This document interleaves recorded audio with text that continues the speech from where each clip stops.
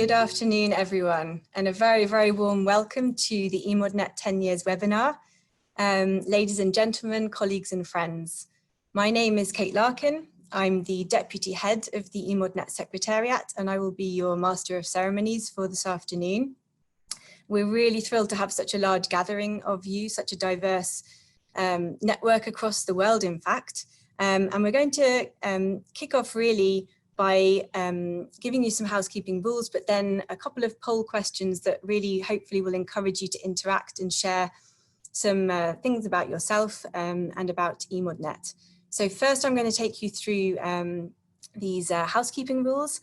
The webinar today is being recorded and it will be made publicly available. We will be launching some polls during the event and the results will pop up as we go through. But we ask that you please interact with these and complete those. We will only use the results for internal purposes. You'll see at the bottom of your Zoom webinar, there's a chat box. So please use that chat box for technical questions. We have Francis and Tim on the line if you do have those technical issues. And please use the chat to informally introduce yourself or share experiences about EMODnet. Then if you have questions, please use the question and answer box. This will be monitored by our team here, and then we will facilitate some questions where it's highlighted in the agenda. And panelists and speakers, you do have audio and video rights, but please keep yourself muted and your video off unless you're speaking. Great, so now we can move on to the content of the webinar. Today, we're gathered to really celebrate together 10 years of EMODnet. This is a decade of the European Marine Observation and Data Network. And in particular, we've collectively reached the Marine Knowledge 2020 Strategy Vision targets. We've delivered collectively a multi-resolution digital seabed map of European waters that's been accompanied by timely information on the physical, the chemical, the biological state of the water above and the geology and seabed habitats below. And this has been coupled also with human activity on our seas and ocean. So today we're going to mark many achievements, hear firsthand from some of the EMODnet experts that make up our really wide network, celebrate the successes, and also hear from the wider stakeholder community, those being data producers and providers and managers and users of the data. And we'll hear some of these testimonies, and we would really encourage you all to share in the chat box your own testimonies as well. There have been many, many contributors to EMODnet over the past decade. Many of you are joining us today. Some of you are completely new to EMODnet, which is also great. So we'd really like to acknowledge upfront just how many people have been contributing to EMODnet and also to the presentations that you will hear today. And these are from seagoing scientists to technical data managers and from policymakers to funders at the national, regional and European levels. Thank you to you all.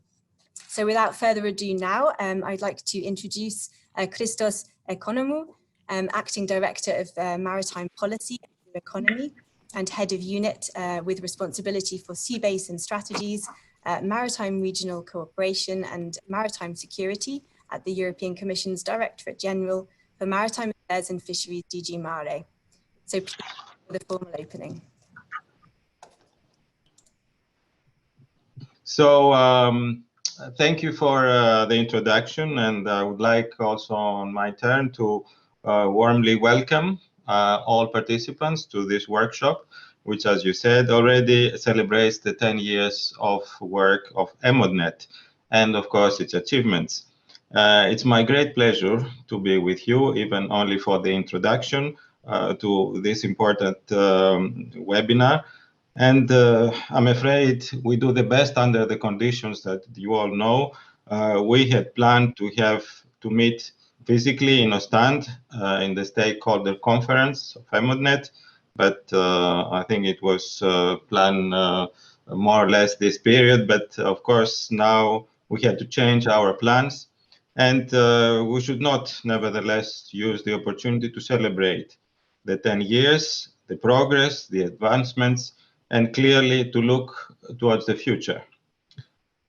Now, EMODnet is one of the most important achievements in investments of DG MARE through the European Maritime and Fisheries Fund, and funded for this good reason.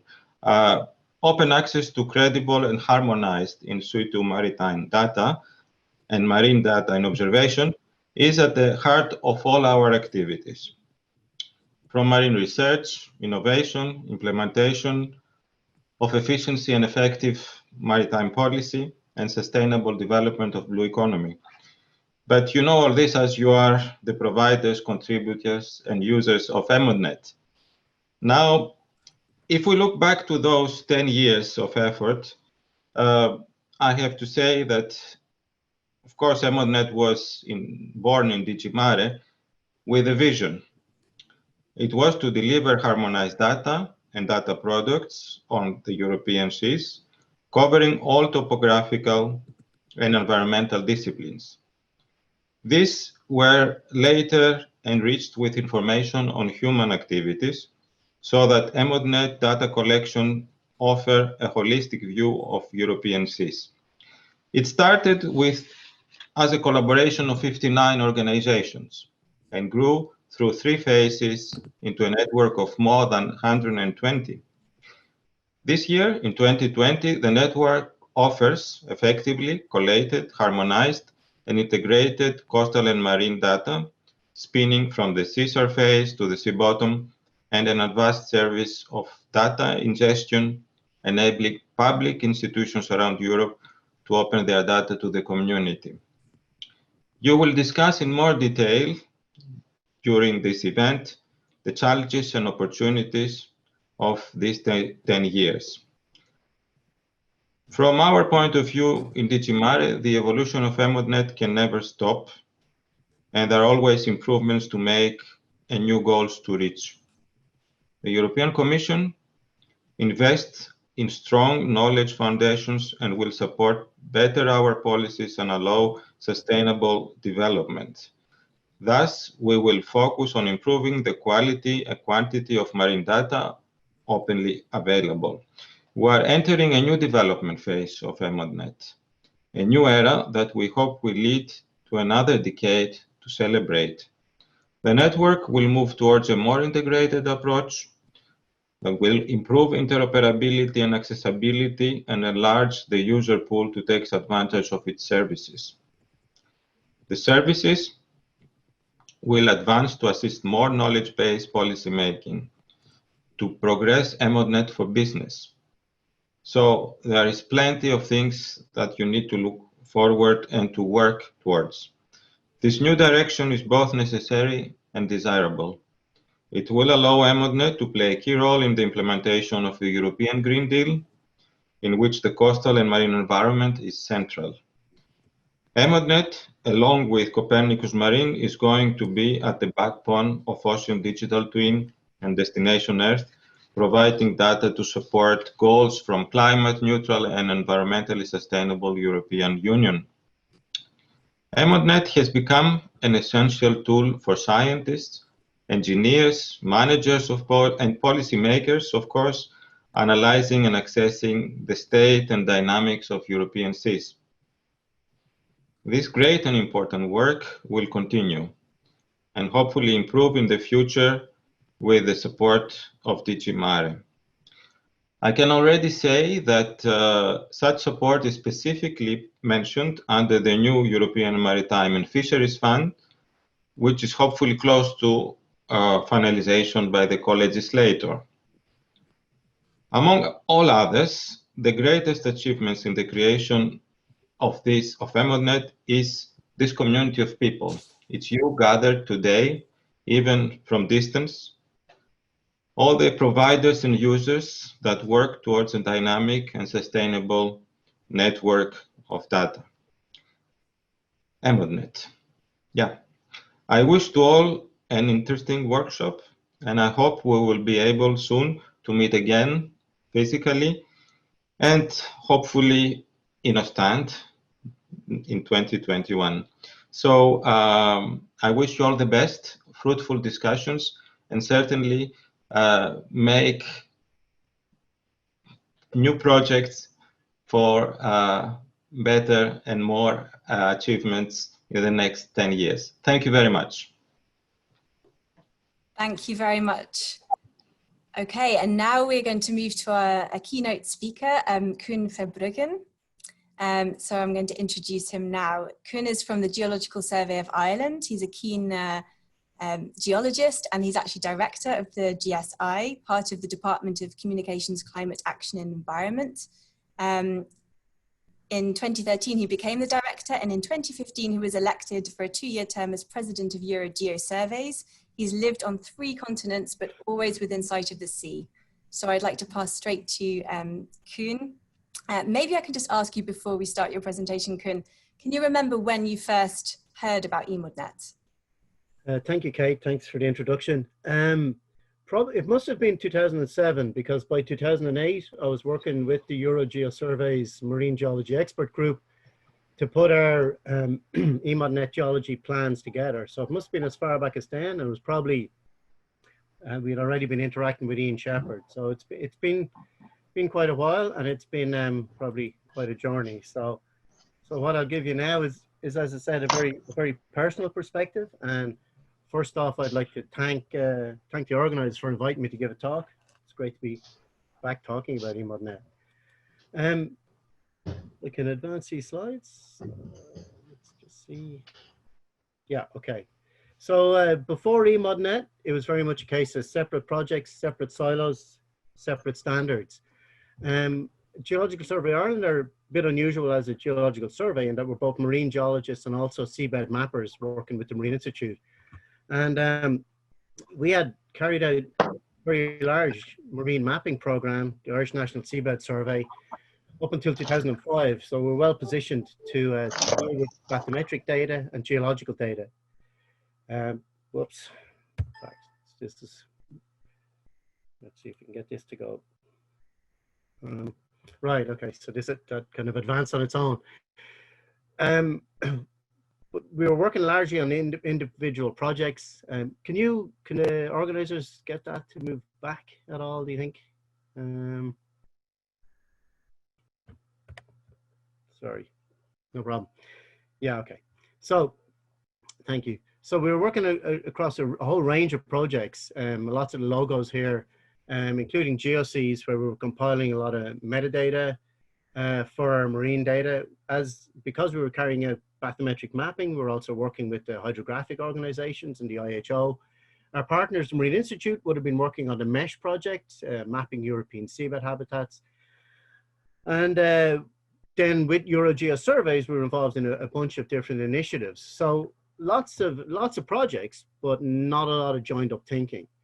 Interestingly, in terms of accessing our data, we had a data download system we put together for downloading particularly bathymetric data, which is very dense data. But probably at the start of EMODnet, the easiest place to get at our data was, believe it or not, through the US, through NOAA's National Geoscience Data Center. They built a very nice data delivery system. They keep it updated, and they accepted our free data. So it wasn't really ideal from a European point of view. So the next stage of this was really to start getting involved with the EMODnet projects. And the very first project on that scale was the seabed substrate map. So we can advance this now. Yeah, okay. So the real target for the geologists was to produce a seamless marine geology maps. And this was taken on by Eurogeo Surveys and their marine expert group, if you like.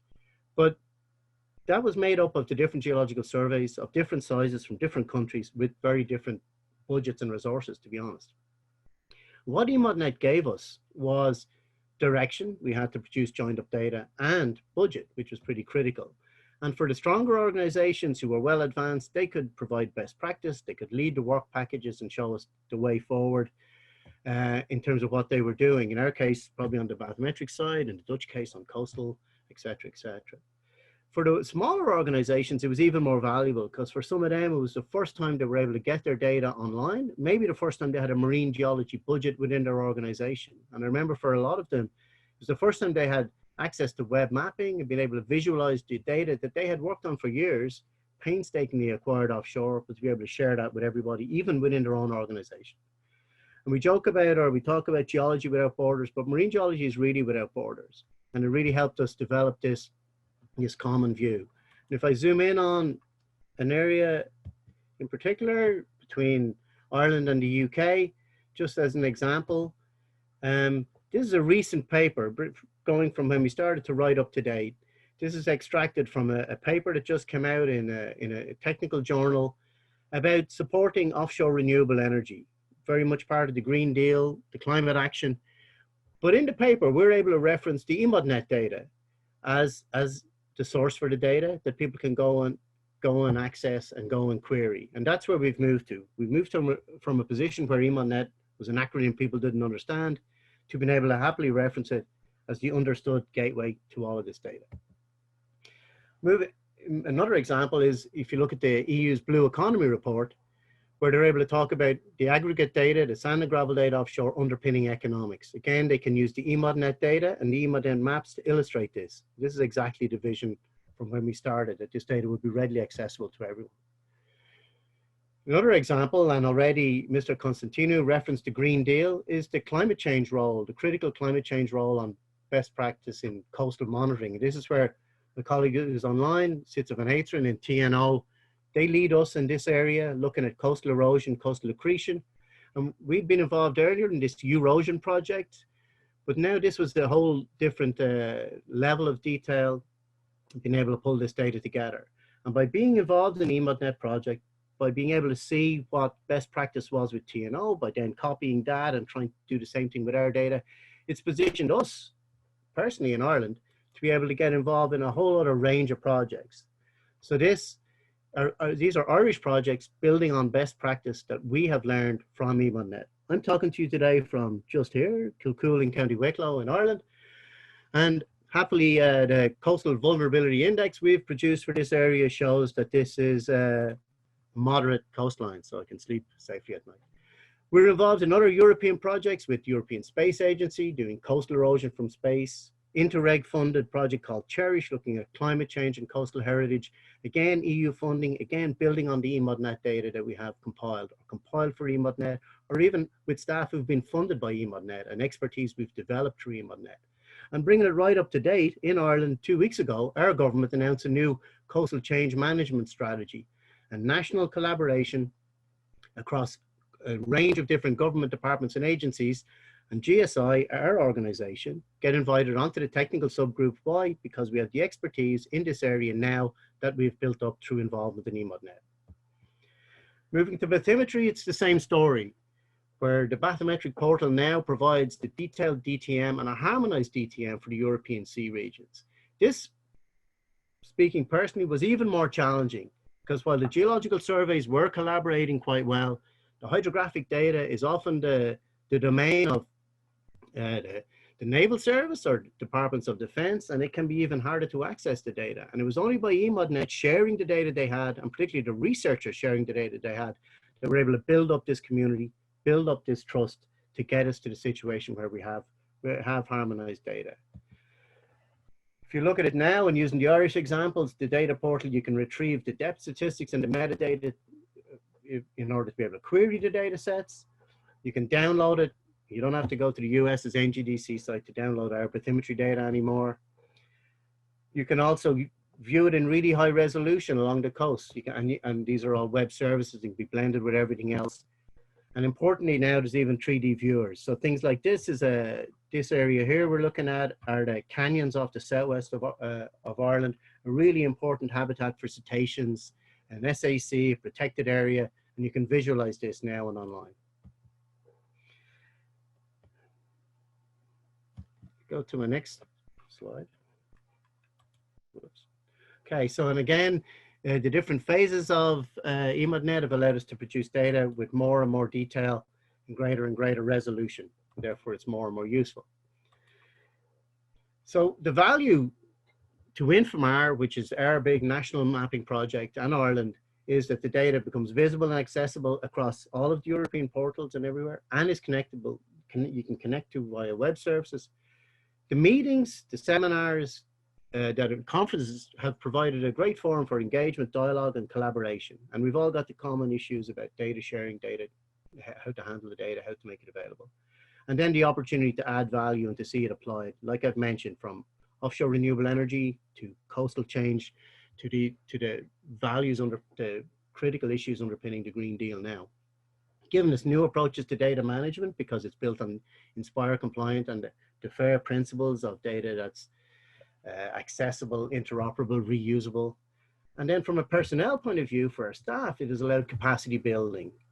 And this really has influenced our future direction and development of products and services. We know what other countries are using. We know what we need to develop. We now know the data we need to acquire. And this has built trust and relationships across Europe. And this is, without sounding too worthy about this, this is the real key within EMODnet, because while it is a network, it's a network of not just the machines and the data servers, but of the people. The experts that we now know that we can contact in different countries all across Europe, the domain experts in the different regions. And that has been the huge value. So just in closing, one thing we have done in Ireland, you may be aware of, we've marketed ourselves as the real map of Ireland, or as we call it, the real mapped of Ireland, because this is what we have done today. And perhaps now with EMODnet, it's time for us all to step up to the plate and talk about EMODnet as being the real map of Europe. Thank you very much for your attention, and I hope you enjoy the webinar. Thank you very much, Koen. That's been a great overview of the impact really of EMODnet on the marine data landscape in the last decade, and we hope it will very much continue.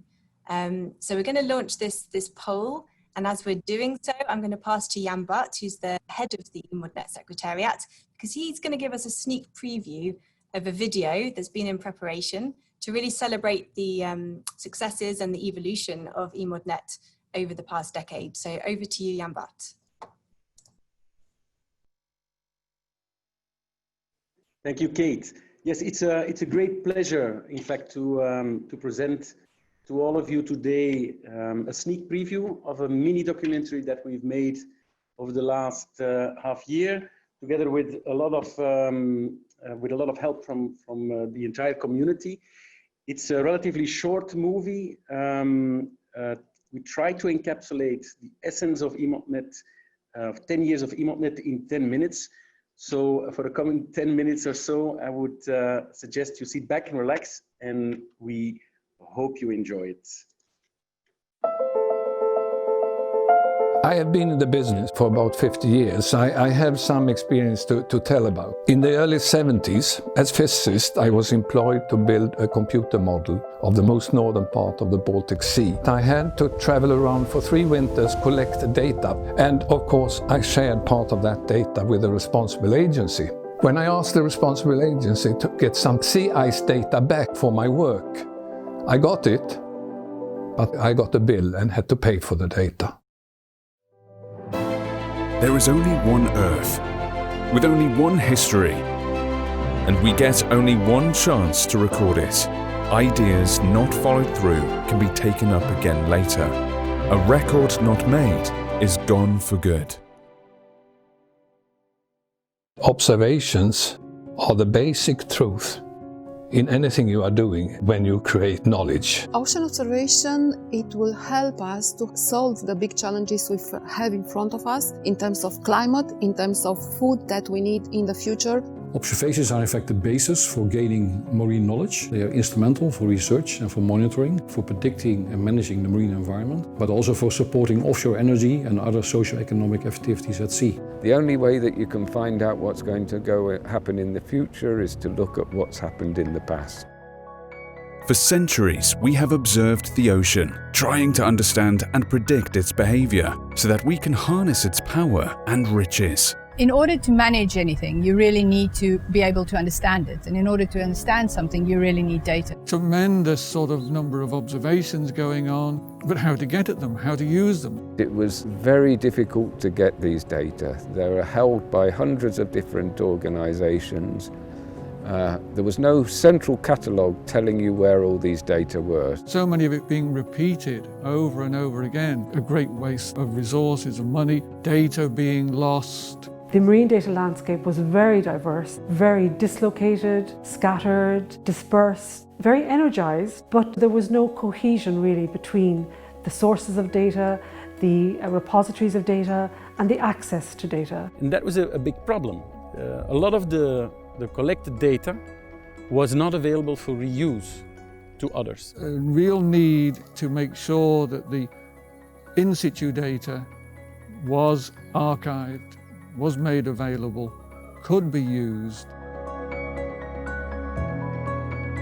Let's start in the 90s. There was already a marine science and technology program funded through the EU research programs. At that time, we really tried already, this was in the 90s, to make marine data accessible and interoperational. Especially the Marine Science and Technology Program, the third framework program, they laid the basis for this. And that means that we developed already a lot of standards in Europe because we have so many countries in Europe. And this way we created those standards and adopted those standards to overcome the differences between the nations. We realized rather early that to be successful, we had a few specific challenges.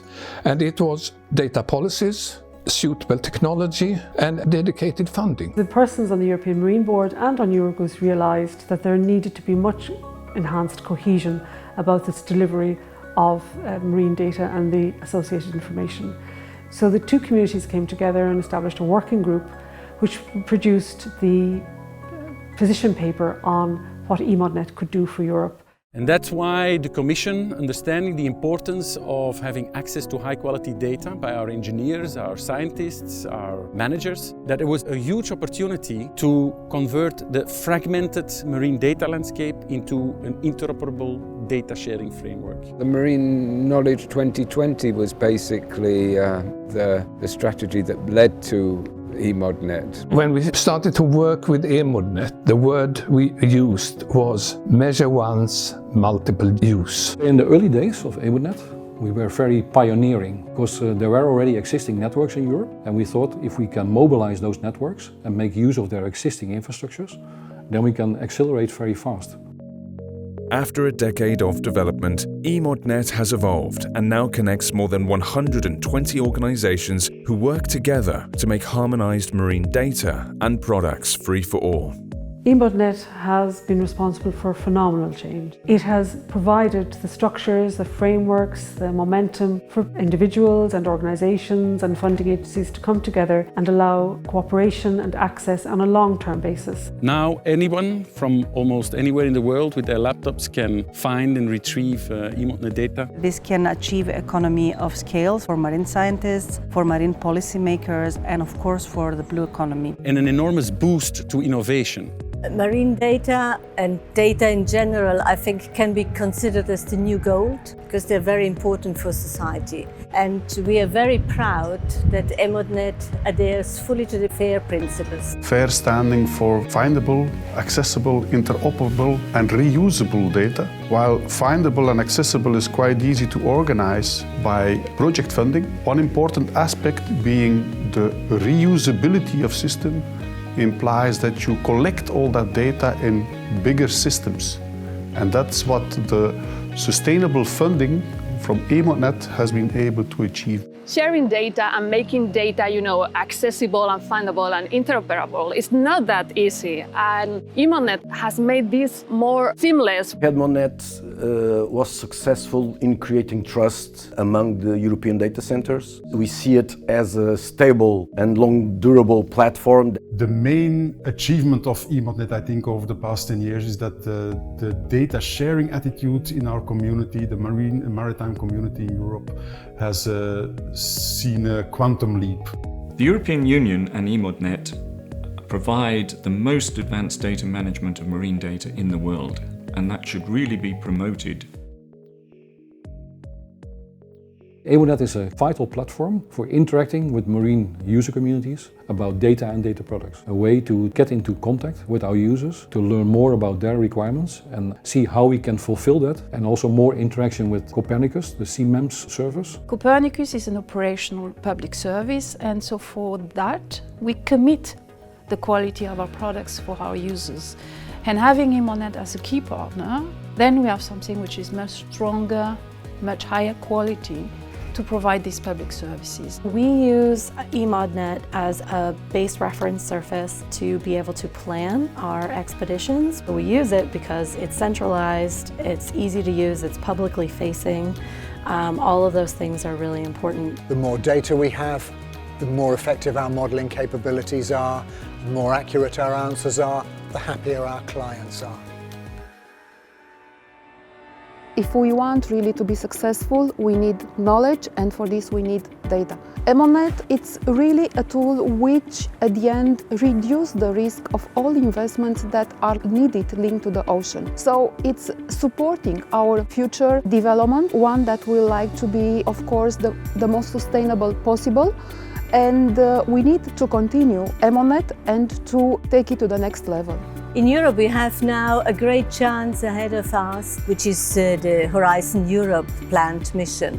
One of the planned activities is to come up with a twin for the ocean, which is based on making knowledge much more accessible. And we hope that EMODnet is also going to play a key part in all the achievements for this.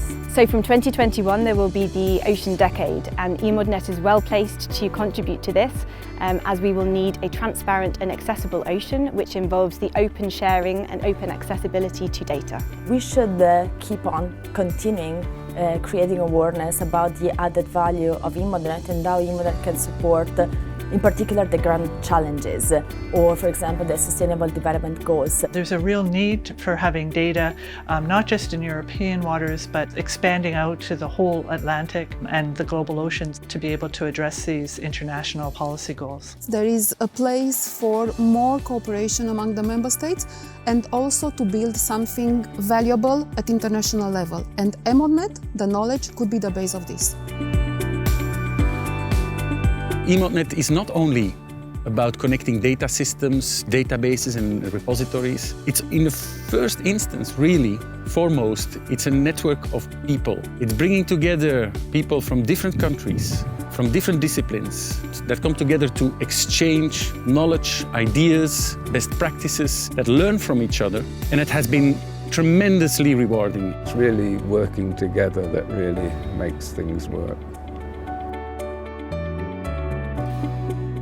EMODnet is the essence of cooperation. It's partnership. Marine knowledge. Indispensable. It's exciting, it's dynamic. Sustainability. Marine data for all. Connector. Game changer. Useful information. Rewarding. Exemplar. It was a dream that came true. EMODnet, your global gateway to marine data, curating the past, capturing the present, charting the future.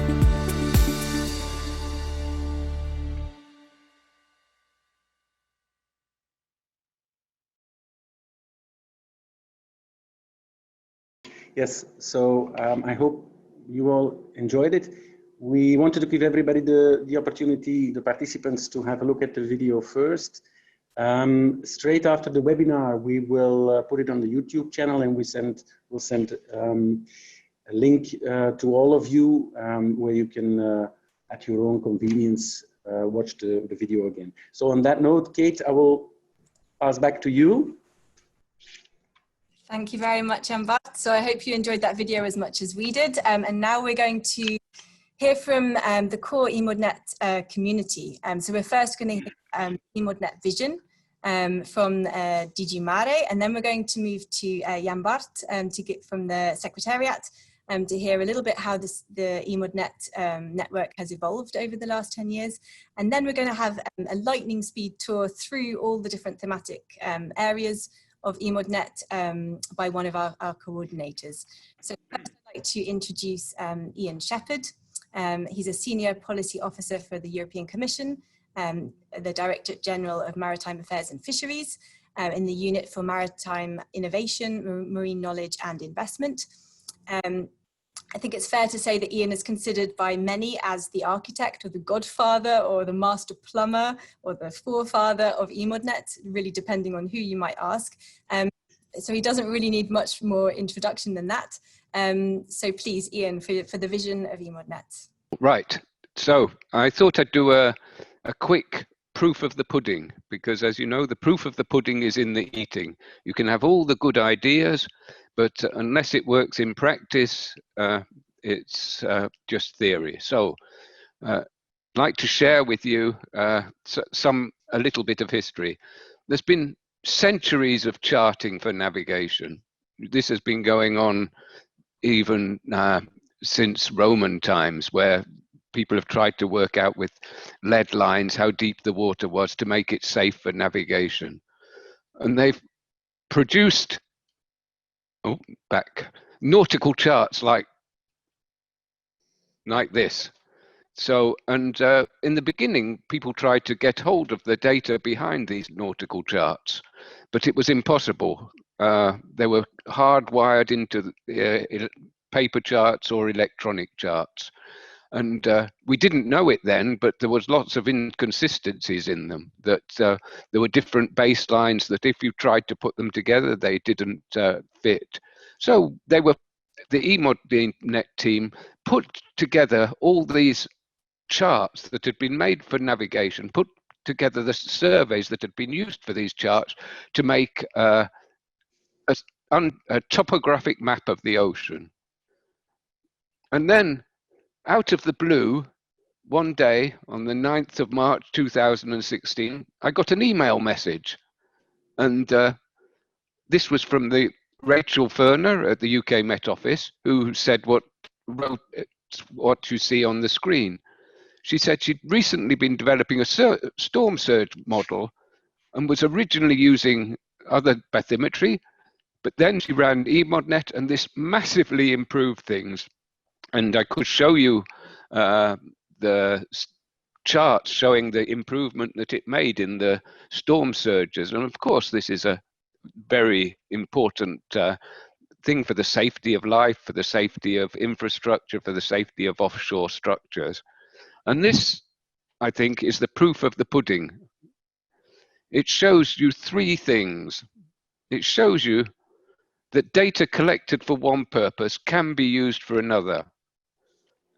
And that the second thing is that it shows that open data can lead to unforeseen benefits. When you make the data available, we don't know how it's going to be used, and often even you don't often get a summary of how it has improved before and after. But this showed how useful it is. So it shows the benefit of making data open. And it also shows a third thing, that EMODnet couldn't have happened without the EU. It just wouldn't have happened. But it wasn't only with the EU. There was a lot of contribution from the neighbours, from Norway to the north, to Georgia to the east. They've all contributed, and of course, the country of my birth has made an important contribution, and now they're neighbours, and we hope that they continue contributing too. And that's it. Thank you. Thank you very much, Iain. To hear how this all began and how far we've all come.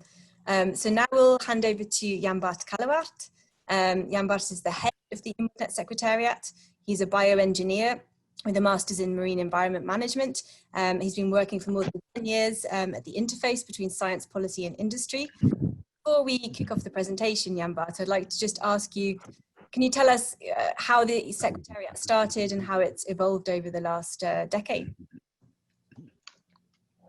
Okay, Kate. Well, we would need more than a couple of minutes than I have today. But no, I still remember that the Secretariat was initiated, I think, in 2013. And in the very beginning, we were only two. So we started in 2013 with two people, myself and Lisbeth Renders, in the Secretariat in Ostend to assist and support Iain Shepherd and DG MARE, as well as the entire network, to disseminate the results, to bring everybody closer together, to increase the coherence and overall the performance of the entire services that were developed through a stepwise approach. And over the years, we evolved together with the entire network, which grew in scope, but also in numbers. So I tried to gather the pictures of all of those who have been involved at one point or the other in the EMODnet Secretariat. There's quite a few. So we've evolved together with the network, and these are the people that are still with us today. So in the few slides that I want to present today, I'm going to be very, very brief. and just try to highlight a few observations that we could make from being involved since 2013, and leave it then up to Alessandro and the colleagues from the thematic node to give a bit more insight and in depth of the achievements from the entire network. So I've seen the EMOD network evolve from a very regional to pan-European scope, and now increasingly becoming more global, with global collaborations, but also making available data and products covering the entire globe. We've evolved from a very small network to a true movement, I believe, and Koen was already mentioning that earlier on. One of the strengths, or one of the rewarding aspects, has been to bring together people and ideas, this platform function, a hub of knowledge and expertise. It evolved since 2009 from a series of prototype proof of concepts to a fully operational, mature and user-driven infrastructure. And it has grown also in its remit, in its scope, in the number of organizations that have contributed, and that's continuing up to date, where we have an associated partnership scheme. So we very much welcome everyone present today who has not yet jumped on the train to join us and become an associated partner and join our network and movement. But I think one of the key points that I would like to highlight here is that it's not really working only within the network. It's also an inclusive and outward-looking network. We've worked together with many other EU global observation and data initiatives, infrastructures, and projects. And I think if you look at the marine knowledge value chain, all the way from upstream observations, it's important to highlight that there would, of course, not be an EMODnet, there would not be any data to share if there would be no investment, often at a national level, in making observations, in collecting marine data. So although we celebrate here EMODnet, we celebrate, in fact, also the collaboration with our colleagues from the observing community in connecting, and I think that EMODnet has played a role and can continue to play a role in connecting the different dots along this marine knowledge value chain, and that's very important. So it's not only about access to data and products, as we've heard in the video as well. One of the important achievements has been to be able to connect people, connect organizations across countries, across disciplines. Also, one of the very important added values, I think, or strengths of EMODnet has been that it's a sustained service. It has been able to structure the marine data landscape and create trust among the data centers and users, and thereby also enormously help to reduce the fragmentation. And by doing so and becoming more visible and raising visibility for the importance and the wealth of marine observation and data that we have in Europe, it has also to help to attract more data providers to open up and share their data with us for the benefit of all. So I think I will leave it at that, and just highlight that if you want to know more, we have a number of information products. The video will be released on our website, but we also made a festive edition of our annual report, which can be downloaded from the EMODnet website. So if you want to know more, if you're interested, please have a look at our 10 years festive edition of the annual report 2019. And on that, I thank you and hand back to you, Kate. Thank you very much, Jan-Bart. Thanks for that overview and the evolving EMODnet network in a nutshell. And now we're going to pass to Alessandro Pititto. Alessandro is from COGEA in Italy. He is the coordinator of EMODnet Human Activities, and his presentation today is on behalf and in collaboration with all of the EMODnet thematic coordinators. They're all on the line now, so after the presentation we will open the floor for about 10 minutes of questions. So please do use the Q&A box and we will come to that after Alessandro. So please, Alessandro, over to you. Thank you. Thank you very much, everybody. Thank you especially for giving me this terrific opportunity to present and to tell a 10-year story in just 10 minutes. That was very kind of you, but I'm going to do my best. So without further ado, this is a speedlight introduction. So please fasten your seatbelts. Here we go.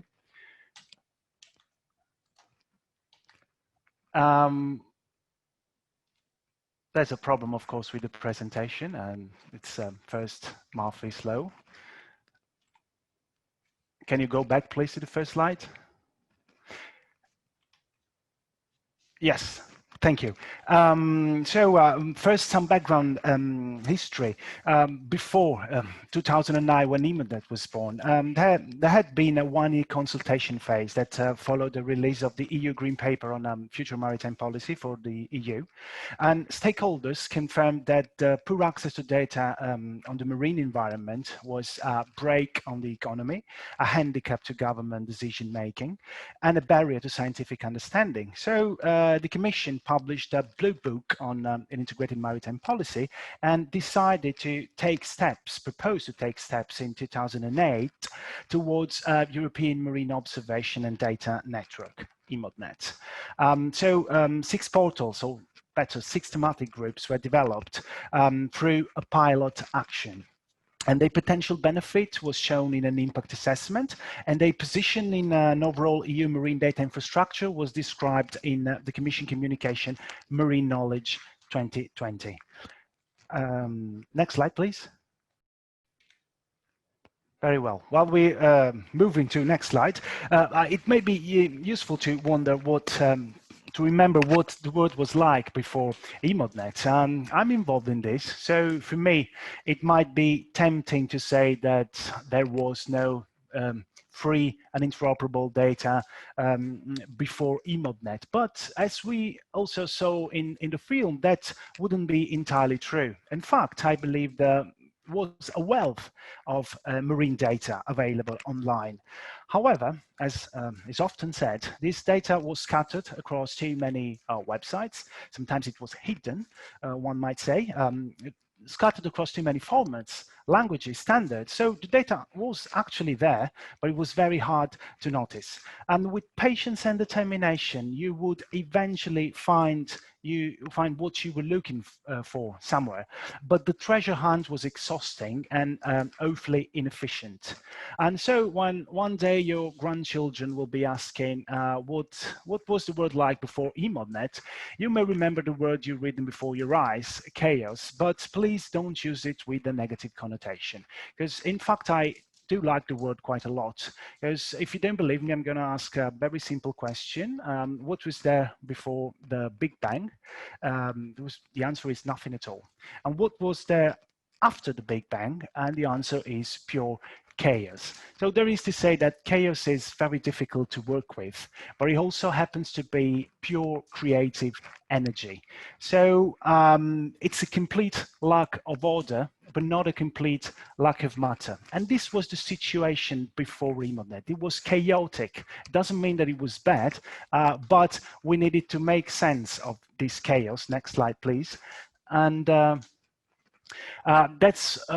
then there was light with EMODnet, because that's what EMODnet did. It started to tidy up this mess and provided order by, it made sense of all of this creative energy by providing free and interoperable data, marine data with common standards, common metadata, common units of measurement, common language, and fully operational web services as well. And all of these was freely available online in a one-stop shop for your for all of your marine data needs.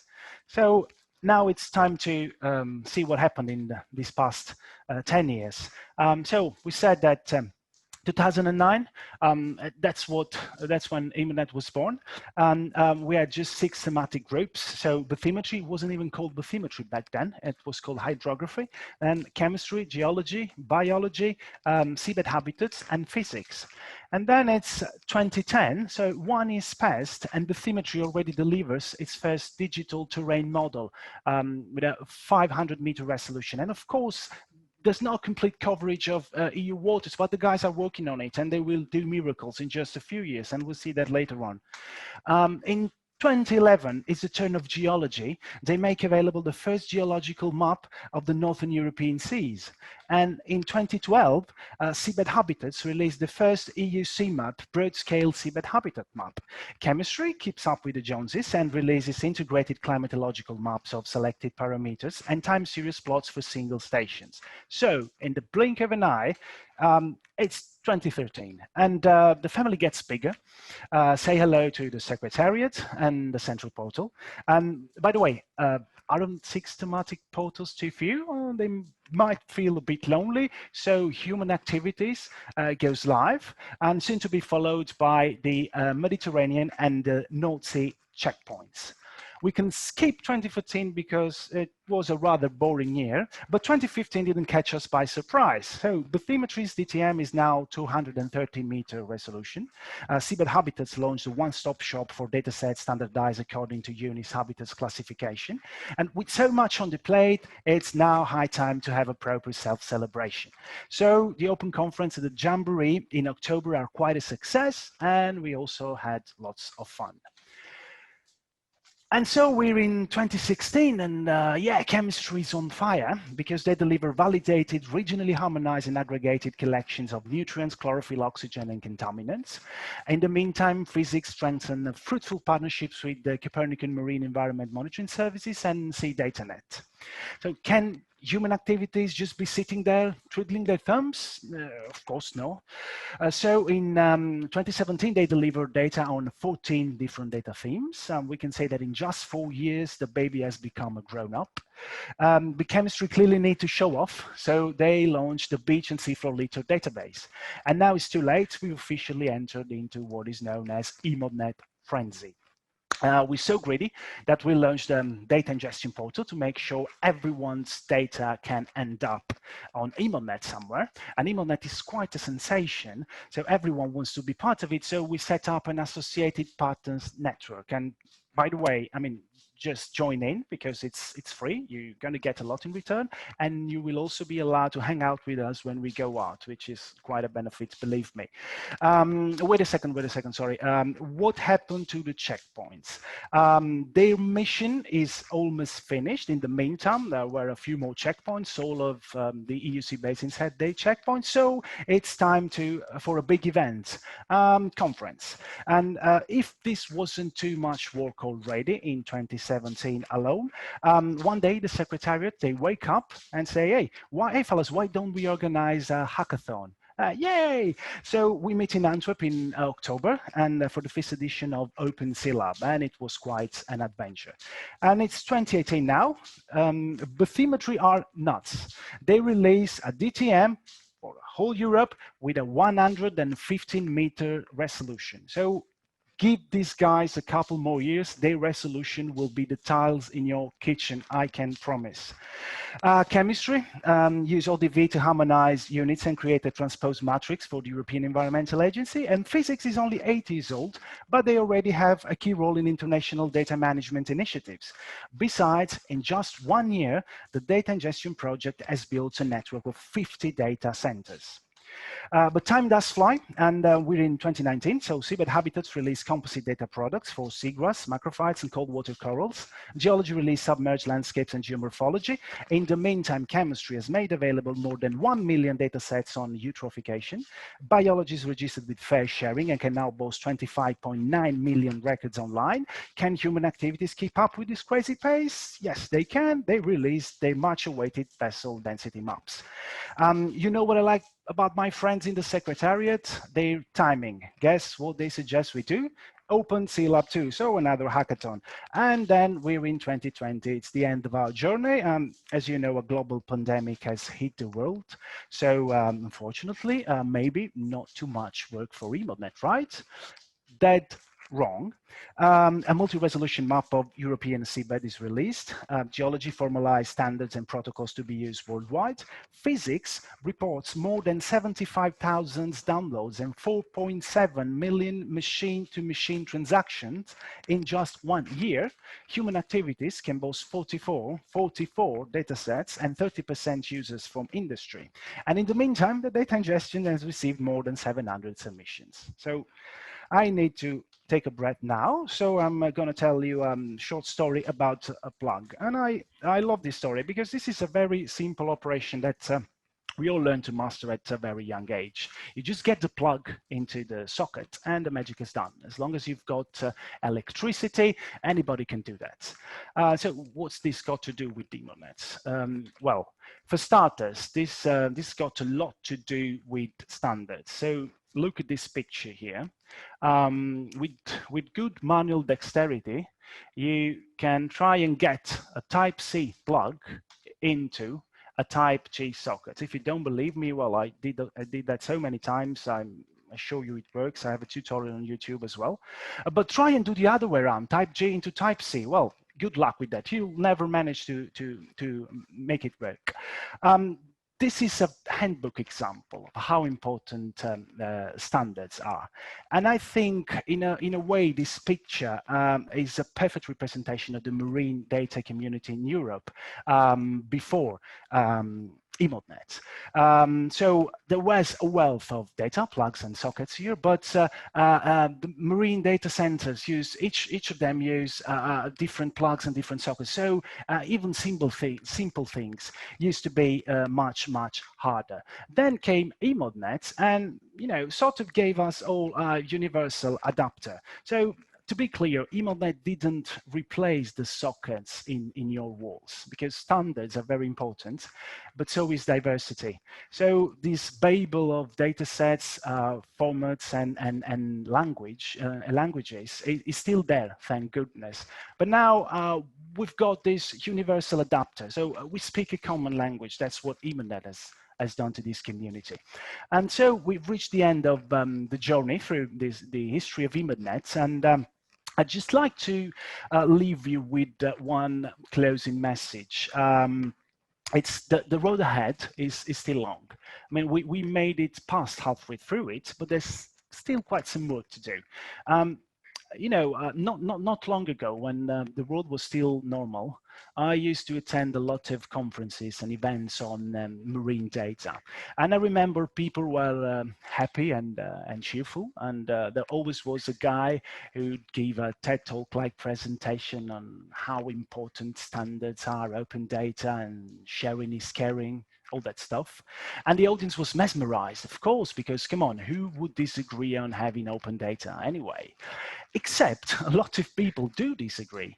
As back in the office, after the excitement of the event and of the party afterwards has vanished, people would forget about the brilliant speech they had heard the day before. And everyone who works in this industry today knows how hard it still is to get data. So true, it's a lot easier than it used to be, but it's still a lot harder than it should be. So you've seen what we achieved by sharing data and working together. So I'm going to leave you with a promise. We can do more, but it's your turn now. So this beautiful community is what EMODnet has in store for the future. So no matter how many times you've heard that before, if you have data, please don't get jealous. Visit this website, the data ingestion portal, take a picture of the QR code you're seeing and set your data free. And we'll pass you on later on to my friend Patrick, who will be explaining how to do this in a very user-friendly way. As far as I'm concerned, that's it. I'm done. Thank you very much. Great. Thank you very much, Alessandro. That was a great whistle-stop tour. And I think it's really hopefully convinced many of you the added value of sharing data so that it can be made available and integrated, and that the humongous work that really goes into both just harmonizing, standardizing, integrating these data sets, but also making these added value data products on top. And this has been across all the 7 thematic areas of EMODnet. There's too little time today to give all of the detail, but we do have all of the thematic coordinators on the line today. So I'd like to open the floor for some questions, and maybe to kickstart, I'd like to invite Thierry Schmidt to give a short interaction on EMODnet bathymetry. Hi there. It's well, very good to speak to you all. I guess one of the main achievement that has been reached from EMODnet bathymetry, I would say, is to really put together data providers and also data users able to speak together. As was said before, it was a little bit hard to get to reach data and to be able to use those data. And through all the mechanism that has been made through EMODnet bathymetry, now any user can either have a look at the bathymetric DTM at 115 meter resolution and use it as he wants, or if he's interested in higher resolution data, he can reach the data provider who then can give him access to his data. So the main achievement in all this mechanism is that the data provider is also a key role in all this process, and that's very to my standards. It's very important because it is very important for the data provider to know how their data are being used, so that they can try to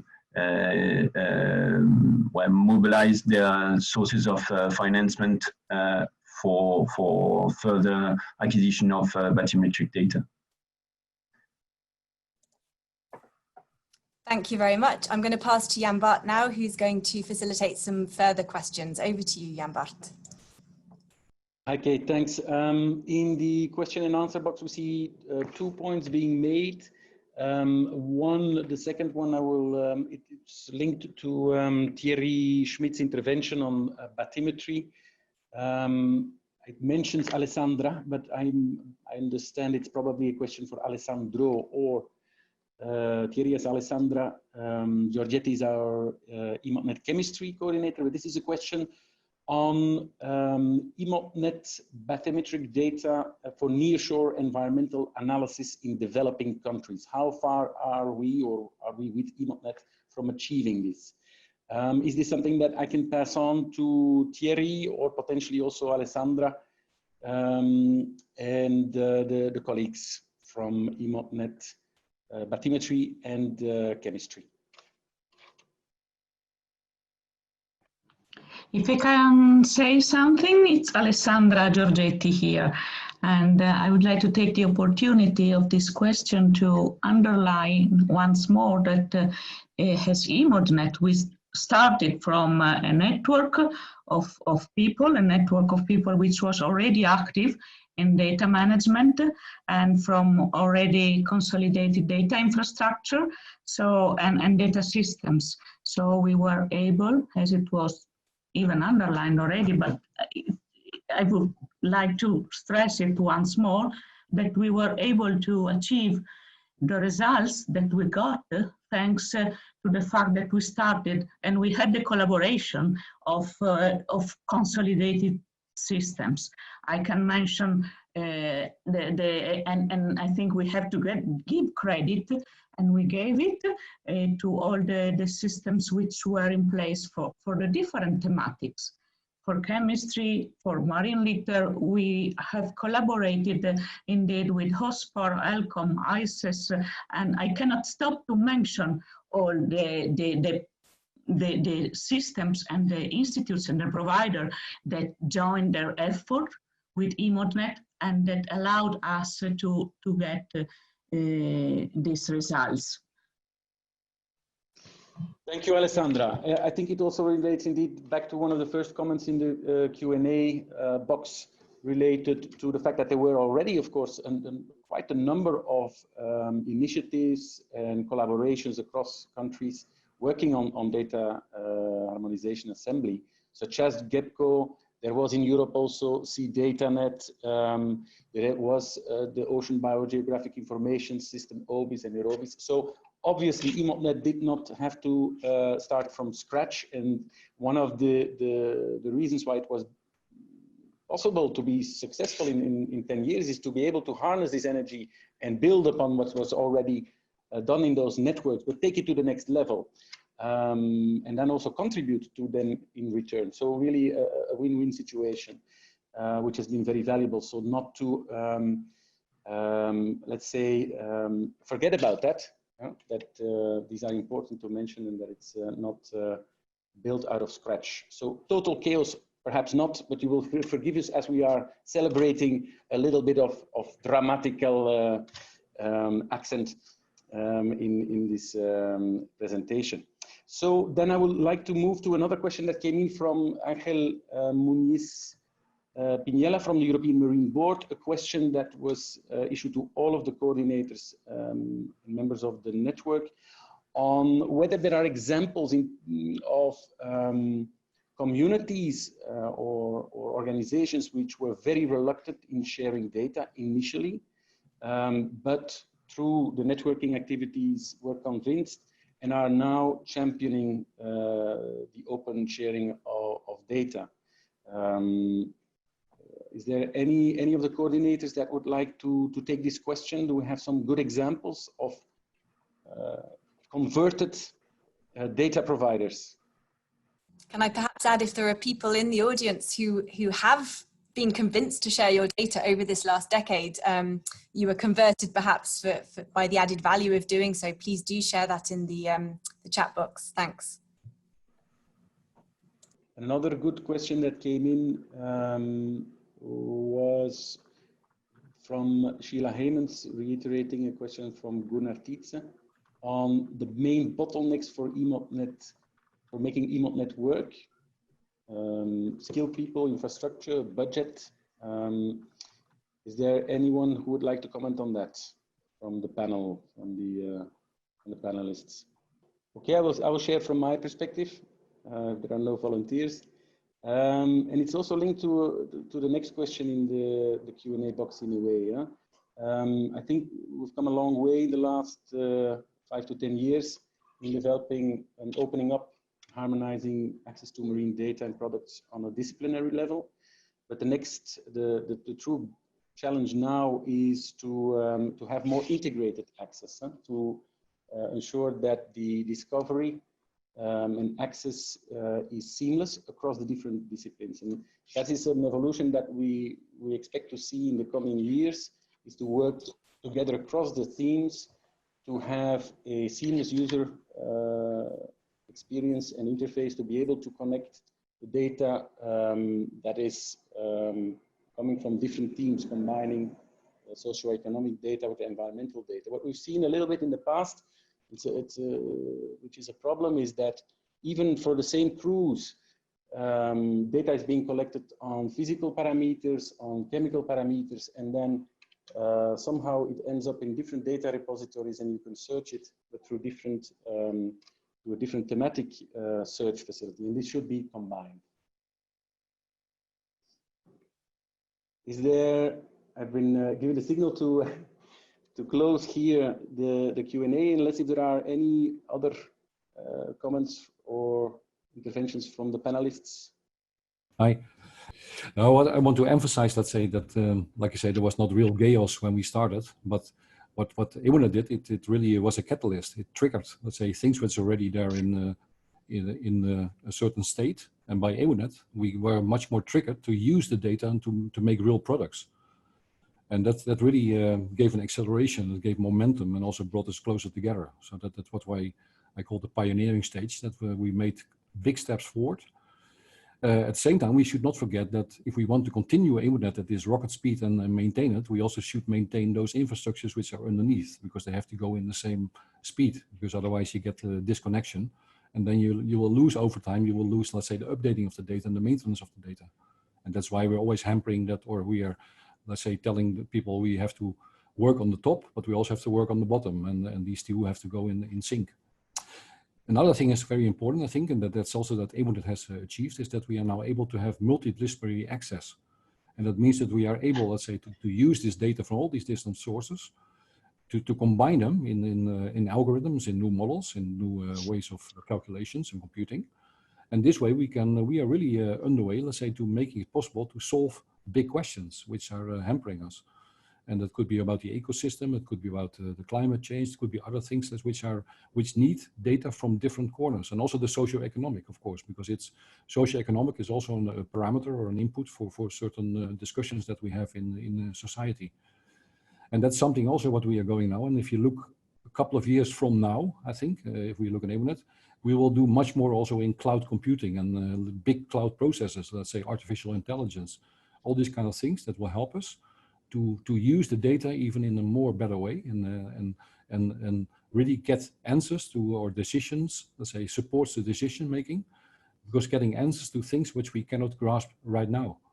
And that's also one of the reasons why we started the Blue Cloud project. The Blue Cloud project is a combination between Copernicus, between EMODnet, between several of the research infrastructures, also in genomics and DNA sequencing. So it's really going further than only, let's say, the pure marine data. And this way, the Blue Cloud is already experimenting with virtual research environment and with let's say, bringing multidisciplinary data together in cloud-based algorithms.